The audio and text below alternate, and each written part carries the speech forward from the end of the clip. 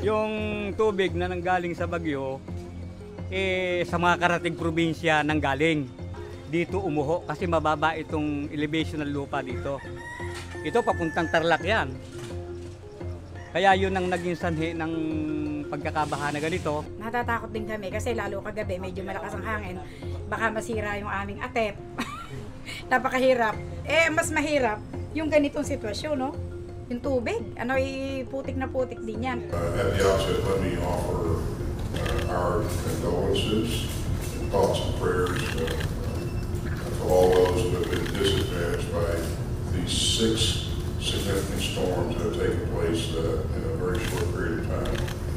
Mr. President, I've authorized U.S. troops to help Philippine forces provide life-saving aid to the Filipino people. The U.S. has also secured another $1 million in urgent humanitarian aid, and that will enhance the work of USAID and the World Food Program.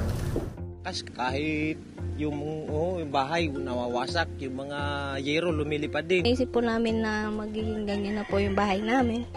Kasi nga po, malakas nga daw po. Signal number 4. Tapos yung pag-uwi po namin ganyan na. Saan po kami dito tuloy, pansamantala.